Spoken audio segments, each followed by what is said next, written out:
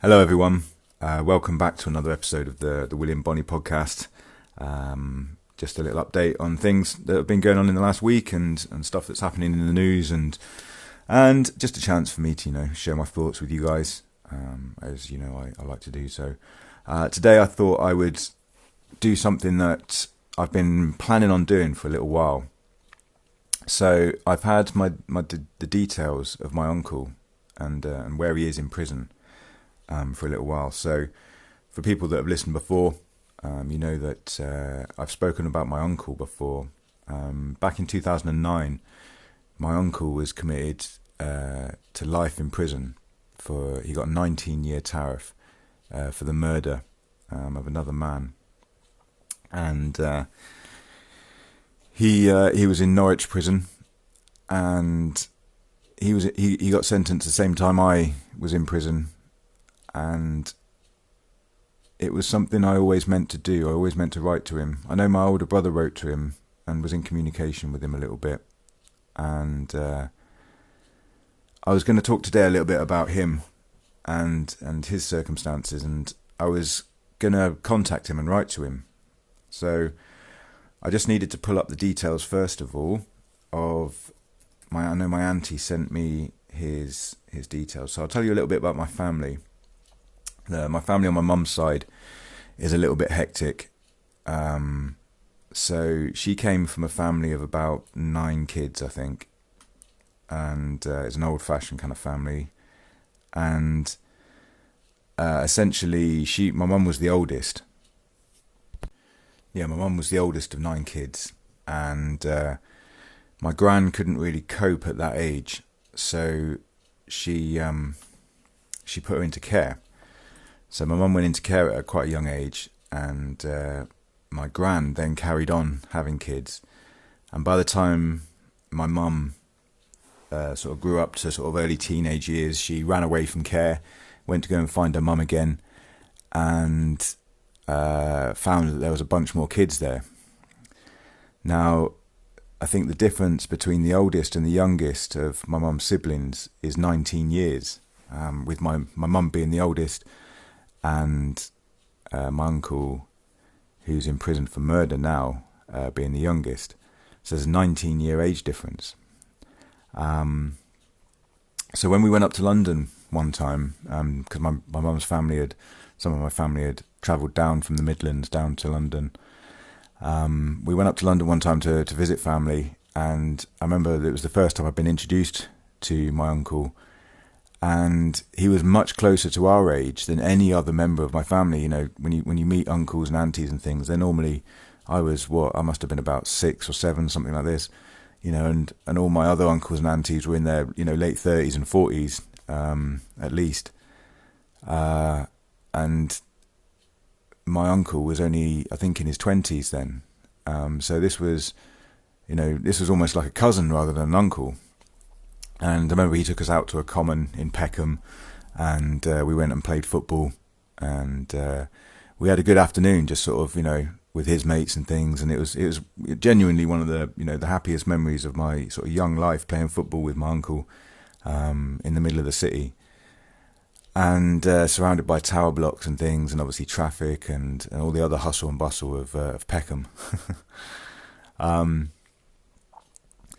And then obviously things changed. They all moved back up to Nottingham, where they're sort of from. And my uncle, like so many other things and people in life, he went onto the wrong track. He ended up spending a lot of time in the pubs, and ended up getting onto heroin. And he became a heroin addict, and a scallion, and all the other things that go down the street of being a heroin addict, basically. Thefts, robberies, hanging around with degenerates, and he just ended up going down the same cycle that everybody else does, stealing from family. He ended up stealing from his mum, my gran, and the family basically just disowned him. He ended up moving away and ended up in Norwich, and he ended up killing someone over a petty debt, basically. I've got the story from the paper here. and I was just reading through it. So here we go. Callous killer jailed for life. A callous killer who stole jewellery from the body of his disabled victim was jailed for life yesterday. Neil Hill of Wensum Way in Fakenham dramatically changed his plea to guilty on the first day of his retrial after a previous hearing was postponed in October. A callous killer who stole jewellery from the body of his disabled victim was jailed for life yesterday. Neil Hill of Wensum Way, Fakenham, dramatically... Hold on, they've put that in there twice. The 40-year-old admitted the murder of Anthony Griffiths, 60, who was found dead at his Hall Close flat on March 10th last year with 3 stab wounds, including a deadly wound which shattered his sternum and pierced his heart. Norwich Crown Court heard that Hill borrowed a 12-inch knife from a friend on the previous day and went to Mr. Griffiths' flat with the intention of recovering the £55, which he claimed was owed to him as part of a tobacco deal. The court heard that Hill was later seen on CCTV trying to withdraw the money from a cash point using the victim's debit card, and he returned to the dead man's flat later on to stage a burglary, stealing a bracelet, a watch, rings, and a Sky Digibox. At his earlier trial, Hill's barrister said that Mr. Griffiths had started a fight with the knife, but another assailant had then delivered the fatal blow after Hill had left. So my uncle said that he'd got into a fight with him, but somebody else had stabbed him after he'd left. But yesterday, prosecutors and forensic evidence had proved all 3 wounds were delivered in rapid succession. Judge Philip Clegg described the crime as vile and despicable, and he sentenced Hill to life imprisonment with a minimum of 19 years before he could be eligible for parole. Perhaps the most unedifying aspect of your behaviour is that, having realised you have killed Mr. Griffiths, you stole from his corpse, said Judge Clegg. You have known your victim for some years, and you knew full well that he was physically disabled. Nevertheless, you seized the knife from his grasp, and you inflicted 3 stab wounds. Although it may well be that you did not realise you may have killed him, you did not seek help or an ambulance. Instead, you went hot foot to the nearest cash point with his debit card and attempted to draw out £100. Anthony Davies, QC for Hill, said that the defendant had always accepted that he visited the flat with a knife. He accepted there was a struggle, and during the course of which the knife must have wounded Anthony Griffiths, he did not accept that he had killed him. He now accepts that he must have stabbed the deceased, and by reason of the force required to inflict the stab wounds, that it was no accident. He accepts by his plea that he must have intended to at least cause serious harm or to kill. The court heard that Hill was on a methadone prescription and had been drinking on the afternoon of the murder. Christopher Morgan, prosecuting, said that after leaving Mr. Griffiths' flat, Hill had dumped the knife and the bank card in drains on Holt Road before returning to his partner, Sharon Leader, where he washed his blood-stained clothes and trainers. Mr. Morgan said that he went back to the victim's flat twice to steal the jewellery and cover his tracks. What the defendant was trying to achieve afterwards was to create the impression that there had been some form of burglary carried out by others, he said. Mr. Morgan said that Mr. Griffiths needed a mobility scooter and a mobile commode because of his alcohol-related disability. But Mr. Davies said, although Mr. Griffiths may have been someone whose mobility was restricted, he was someone whose behaviour may not have been deemed as vulnerable, even if his physical state was. He was someone who would fight his own corner. Now, that's quite a... I'm reading this from the Durham Times. I just read it verbatim, January 13th, 2009. Updated October 6th, 2020. I wonder why it was updated. Not sure. Yeah, so that's my uncle. So yeah, 2009 this was published. So I've been making inroads into contacting him, and I contacted my auntie, who told me that that she had managed to get hold of, or I think he had tried to get hold of her. Let me just find the email that she sent to me, because she obviously didn't. She knew him a lot better than I did, and here's the message she sent me. She says, "Hi, William. I found this. It was about 5 or 6 years ago. The Salvation Army contacted me and I didn't reply. Maybe if you do write, you can tell him that his brothers died, and also his sisters died. He did know that his mum had died, but she wanted me to tell him where his ashes were scattered. And then it says, please don't give him any information about my immediate family or where I live." And then she puts, "I hope you and your wife are well." Now, obviously, she knows my uncle a lot better than most, and she doesn't want anything to do with him.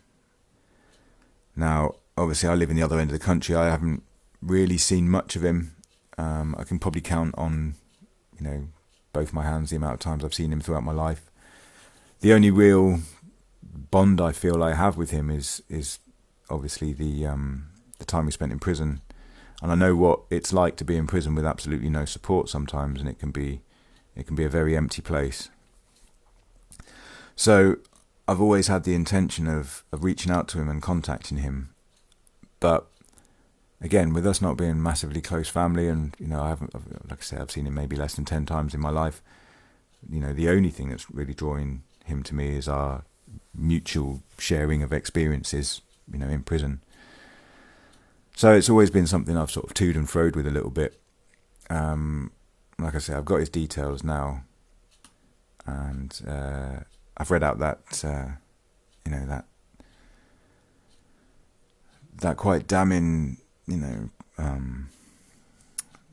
news article about what he did, and that was exactly how I'd heard it. I'd heard that it had been a stupid tobacco debt that he'd basically gone round there to go and get the money for, ended up stabbing him, and getting a ridiculously long sentence for a tiny amount of money.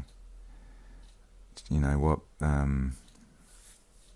wonder if he really regrets the amount of time he spends in prison for £55 worth of tobacco. Now, I've looked again for sort of an update on him.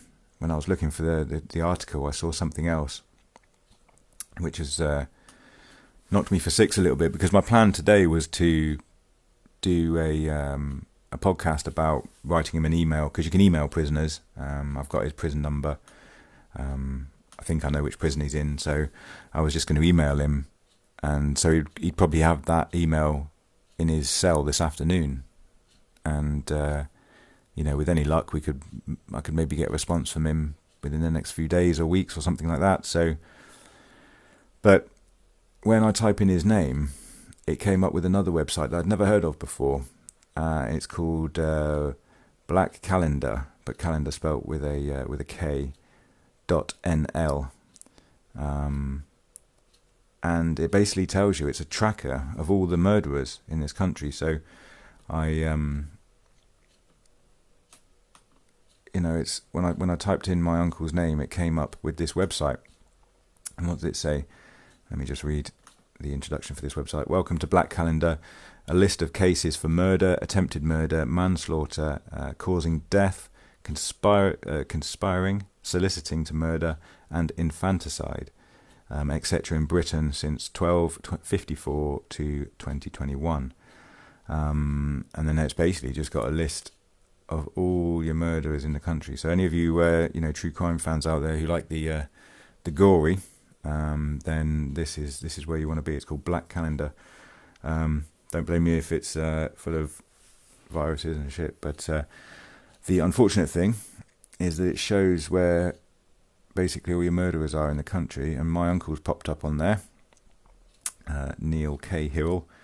It says here age 40, he'll be 59 after his sentence. Date of sentence, 12th of January 2009. End of sentence, 12th of January 2028. Yeah, so it must have been sentenced in 2009. I got out at the end of 2008, so I must have been out I must have been out when I found out he'd been sentenced. That's crazy. But it says here he's in Broadmoor, HMP Broadmoor.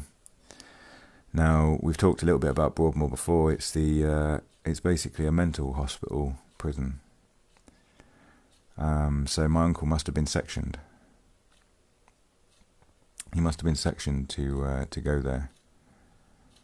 Now, this doesn't mean that he's, in a straitjacket somewhere dribbling and throwing his shit at the wall and stuff.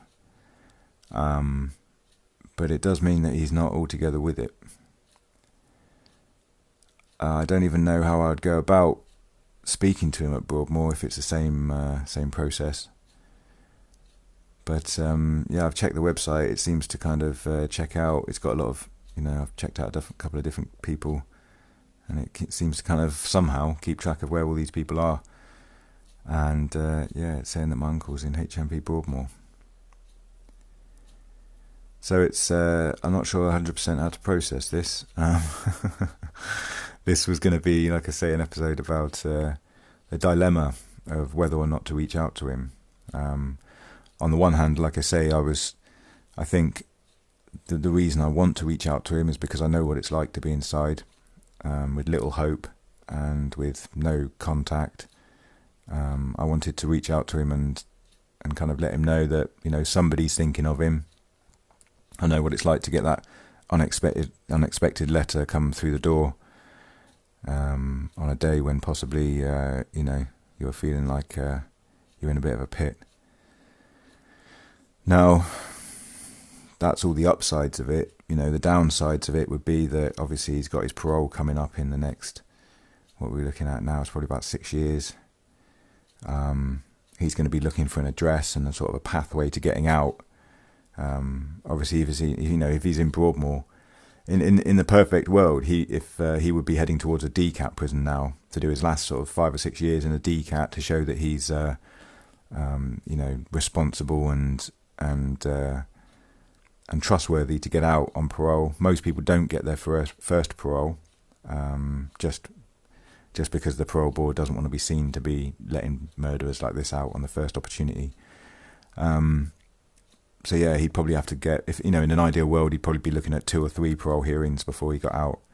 But at around this point in his sentence, he should have been heading towards a DCAT and going down that road of release on parole. But being in Broadmoor, this is the bottom of the barrel. I know lifers that have done lots and lots of time in prison, and they, he told me about how he went to Broadmoor because he knew he was never going to get out.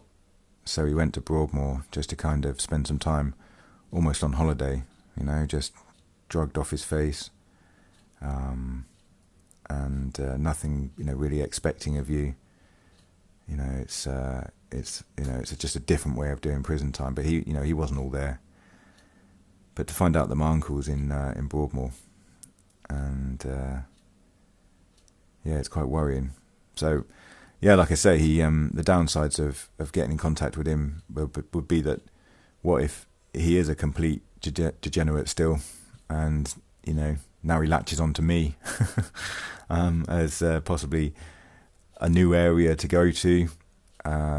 He could tell probation that he's got family ties down here because obviously I'm down here, my brothers are down here, my mum's down here. So he could tell probation that he's got family ties down here and try and work towards release in the southwest. And even if it's not living with us, he could still say that he wants to come down this way, and he could end up being our problem just because I've decided I wanted to feel good by writing to him. Now I know that I think family members do have a bit of a say.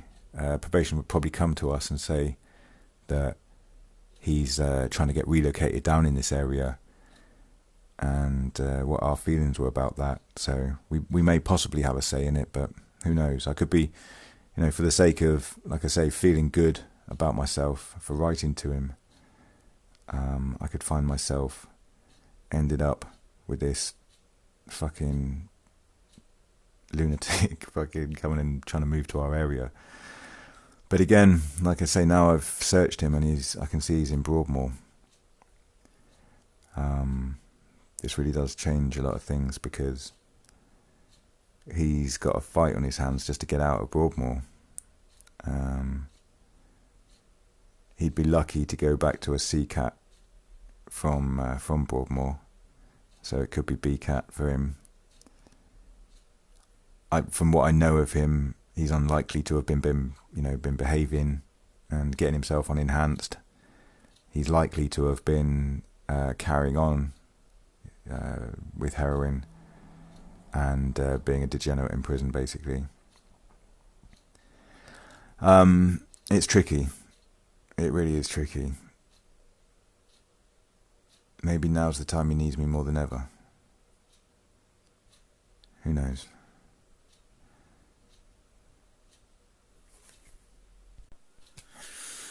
Now, moving on from my uncle, I wanted to talk about something that has divided opinion, really, and it was the Somerset woman who stabbed her husband to death in a row over a birthday meal. Now, Penelope Jackson, 66, has killed her husband recently, and has been on trial over the last few weeks in Bristol Crown Court for the murder of her husband, David Jackson. And this is something that's kind of captivated attention because of her unusual demeanour. You may have seen her on the YouTube clips and clips on the news and things when she's been arrested. She's quite open about the fact that she stabbed him. I remember seeing a clip saying, she's showing a police officer, he's in through there. It's nothing too gory, don't worry. And when they arrest her for, I think it's just sort of, assault. And she's kind of like, oh no, did I not stab him enough times? If I'd known he was going to survive, I would have stabbed him some more.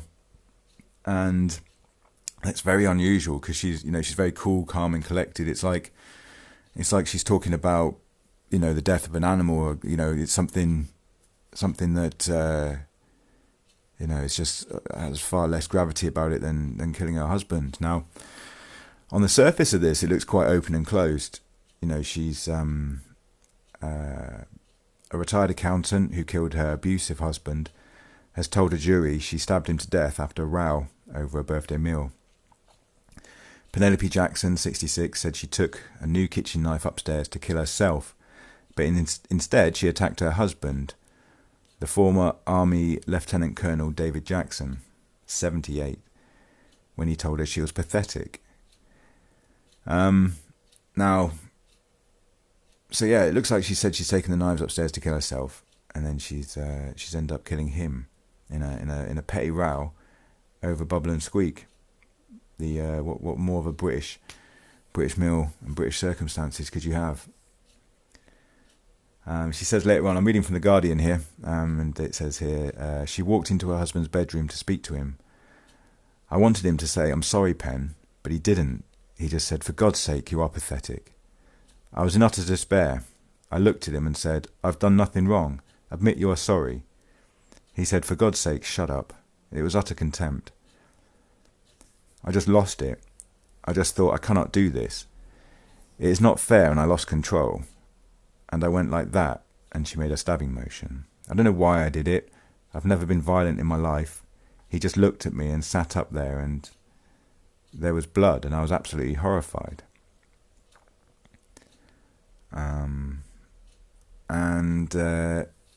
It says here, the jury has heard a recording of the call to the emergency services in which Jackson said she had stabbed her husband in the heart, but then added, well, he hasn't got one. It's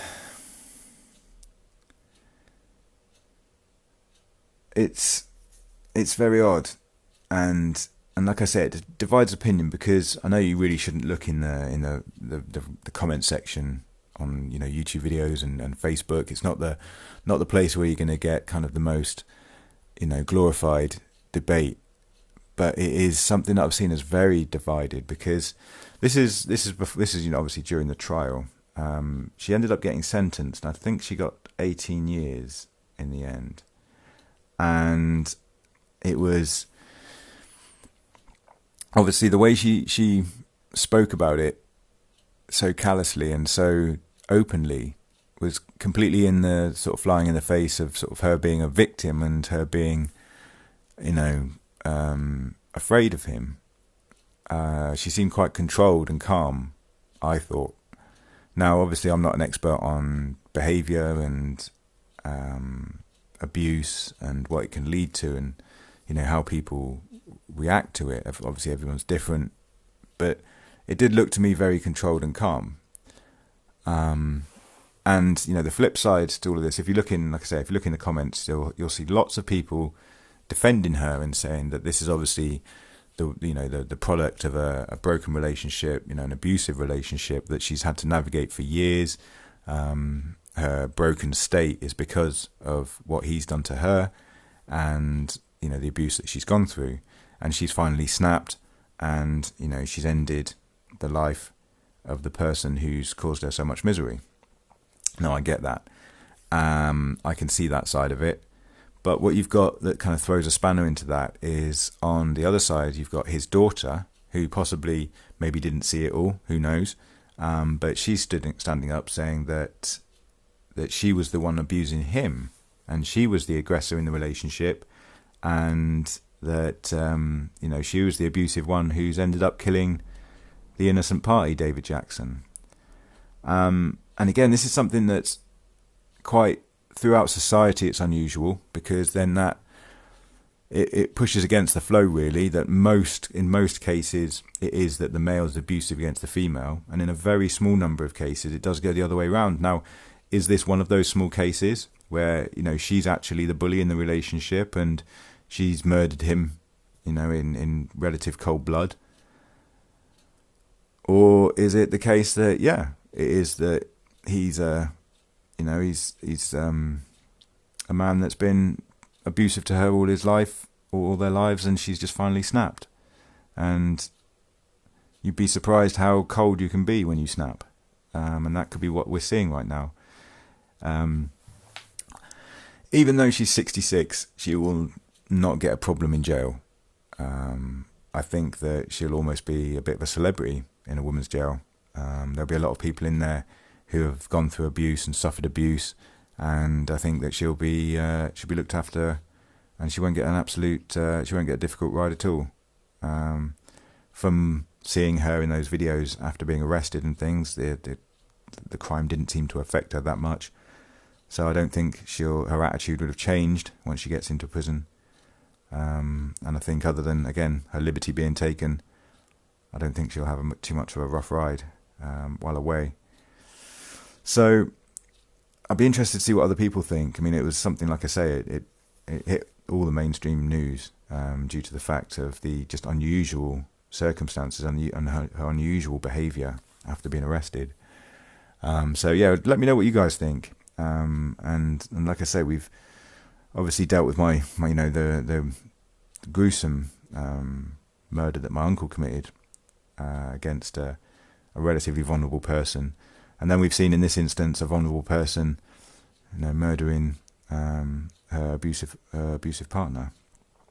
So I think, I don't know if I kind of wrapped it up enough, but with my uncle, I don't think I'm going to be writing a letter to him at this point.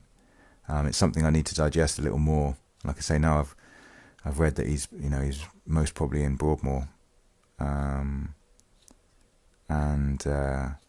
that's kind of changed my perspective a little bit, because there's a good chance he's not going to be getting out soon. So my fears of him causing my home life difficulty are going to be fairly minimal.